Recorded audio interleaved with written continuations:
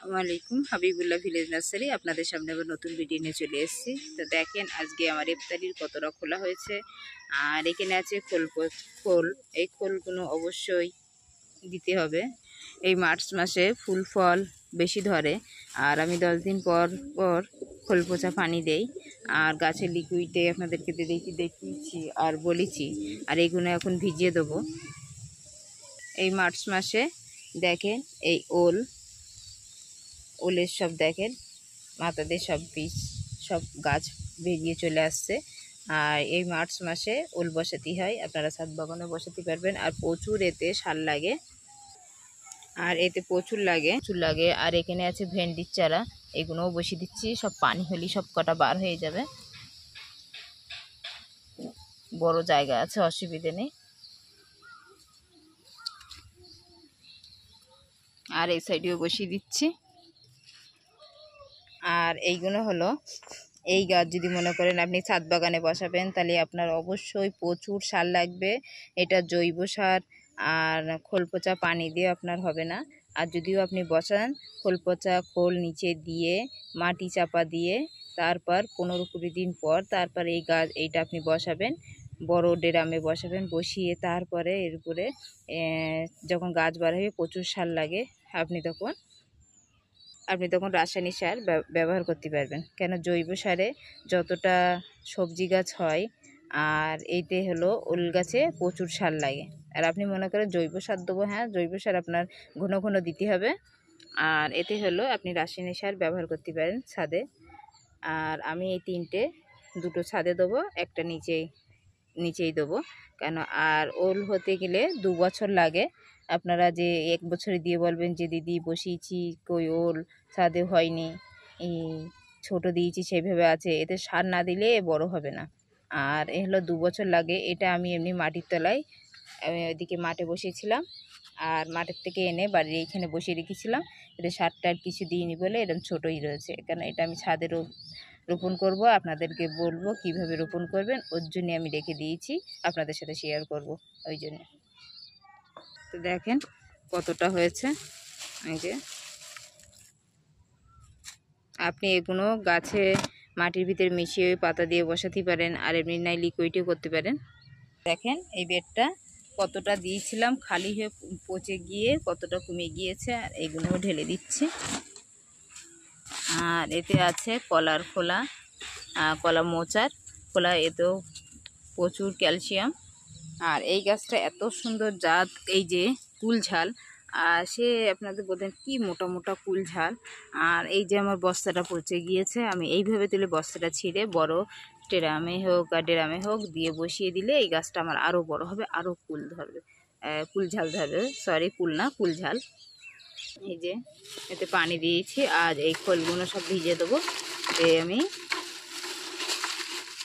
5 দিন পর সব গাছে আমি দেবো। 10 দিন রাখবো না, কেন এখন গরমের সময় রাখলে পোকা ধরে যাবে। সাইডে এগুলো রেখে দেবো, এক সাইডে রেখে দেবেন, দুর্গন্ধ না হয়। এরকম দিয়ে রেখে দিচ্ছি, তারপর চাপা দিয়ে রেখে দিচ্ছি। আর এইগুলো দেখেন, এই যে আছে আমার ছাদে জায়গা নেই এইগুলো বসানোর জন্য, এই দুটো আমি নিচেই বসাবো, একটা ছাদে দেবো, দিয়ে আপনাদেরকে দেখাবো।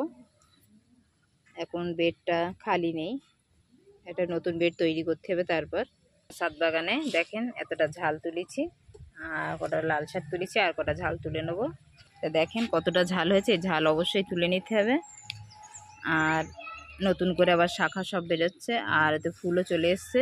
আর এদিকে বলেছিলাম এটা বীজ রাখবো, এটা থাক। আর পাশে যেগুলো সাইডে বড় হচ্ছে সেগুলো সব তুলে নিচ্ছি। ঝাল গাছটা একটা দিকে ফুল হয়ে গিয়েছে আমার। এই ঝাল গাছটা দেখেছেন কত মোটা মোটা ঝাল হয়, এখন ছোট ছোট হচ্ছে। তা এই ঝাল গাছটা যদি সেই সময় কাটিং করে দিতাম, সব গাছে কাটিং করে দিয়েছিলাম, এই গাছটায় কাটিং করে দিইনি বলে ছোট ছোট ঝাল হচ্ছে। তো অসুবিধা নেই, এবারে কাটিং না করতে পারি, পরের বার কাটিং করে দেবো। আর এখনও তো নতুন কত গাছ বসিয়েছি। আর এই আনারসটা গাছ দেখেন কত সুন্দর লাল হয়ে উঠেছে। তা কি হয় ইনশাল্লাহ এবারে আনারস বার হয় কি এখন বলতে পারছি না, যদি হয় আপনাদেরকে অবশ্যই দেখাবো। এই যে দেখেন এতটা তুলেছি।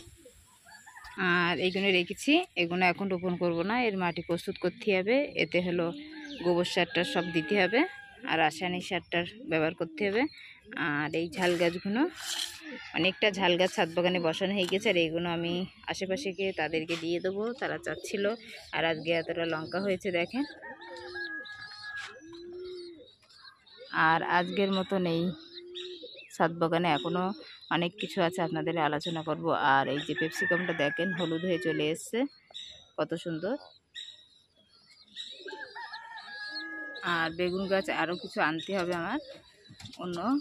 এইটা আছে কালো বেগুন, আর ঝুরি বেগুন আছে, আর আছে বেগুন, আর আনতে হবে মাকড়া বেগুন। তা মাকড়া বেগুন আনতে গেলে এখনও আমার অনেকটা বেটের প্রয়োজন। আমার সবটাই ভর্তি আছে, কোনোটাই জায়গা খালি নেই।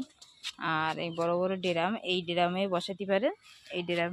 আর আমি যে ড্রামগুলো নিয়ে এসেছি, এই ড্রাম এখনও কিনতে দিয়েছি। এগুলো দিয়ে পুরো মেঘা নার্সারি যে কটা গাছ আছে বড়, সব কটা বসিয়ে দেবো।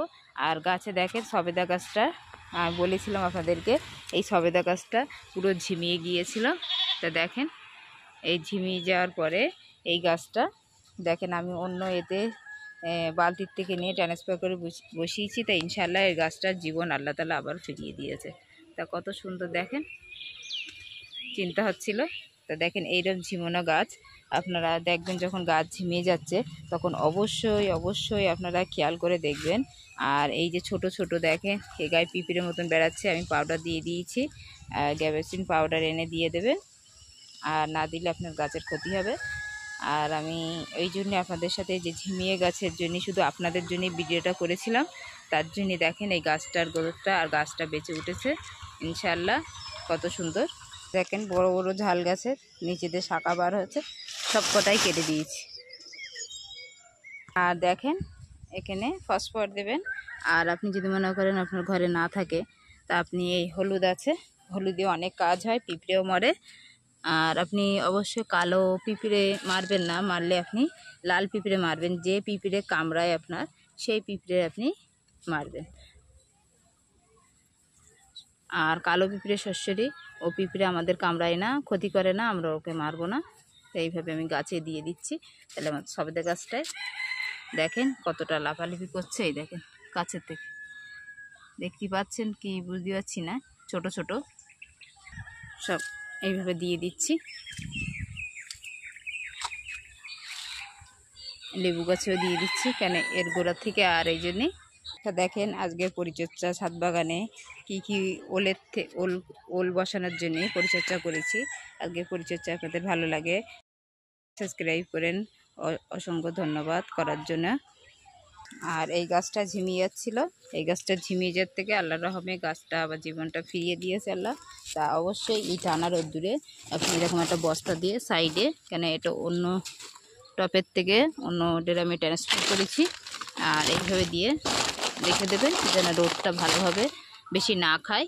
যারা আমার ভিডিও এখনও যারা দেখেননি, আর যারা দেখেছেন তারা সাবস্ক্রাইব করেছেন, তাদেরকে অসংখ্য অসংখ্য ধন্যবাদ। আর যারা এখনও দেখেননি, দেখে তারা এটা অবশ্যই অবশ্যই একটা সাবস্ক্রাইব। ভালো থাকেন, সুস্থ থাকেন।